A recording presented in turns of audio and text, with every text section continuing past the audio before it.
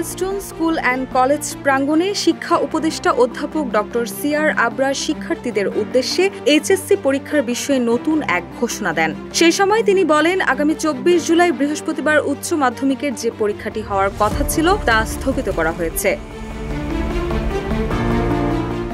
তিনি আরও বলেন, আগামী ২৪ জুলাই এইচএসসি যে বিষয়ে পরীক্ষা হওয়ার কথা সেটি নিয়মিত পরীক্ষা শেষে নতুন করে তারিখ ঘোষণা করা হবে। এর আগে গতরাতে মঙ্গলবারের পরীক্ষাটি স্থগিত করা হয়। গভীর রাতে পরীক্ষা স্থগিতের ঘোষণা আসায় বিপাকে পড়েন শিক্ষার্থী ও অভিভাবকরা। অনেকেই সকালে পরীক্ষার কেন্দ্রে গিয়ে বিষয়টি জানতে পারেন।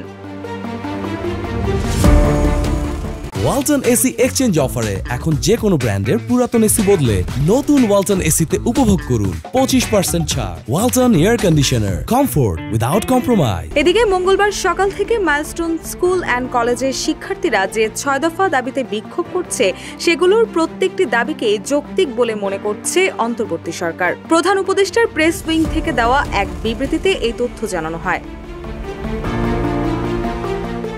অন্যদিকে শিক্ষা ভবনের সামনে সকাল থেকেই শিক্ষা সচিবের প্রত্যাহার চেয়ে শিক্ষার্থীরা বিক্ষোভ করে। পরে তাদের দাবি মেনে নেওয়া হয়েছে জানিয়ে তথ্য উপদেষ্টা মাহফুজ আলম তার ফেসবুক পোস্টে নিশ্চিত করেন। পোস্টে তিনি লেখেন, ন্যায্য যে কোনো দাবি মানতে সরকার দায়বদ্ধ।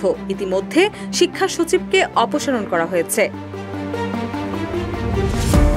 এছাড়াও মঙ্গলবার দুপুরে কলেজের ৫ নম্বর ভবনের সামনে শিক্ষার্থীদের দাবি মেনে নেওয়ার আশ্বাস দিয়েছেন সরকারের আইন উপদেষ্টা আসিফ নজরুল। তিনি বলেন, মাইলস্টোন স্কুলে একটি তথ্য কেন্দ্র প্রতিষ্ঠা করা হয়েছে। এতে নিহত ও আহতের তথ্য থাকছে। কেউ নিখোঁজ থাকলে সে তথ্য থাকছে। এখান থেকে তথ্য নিয়মিত হালনাগাদ করা হচ্ছে।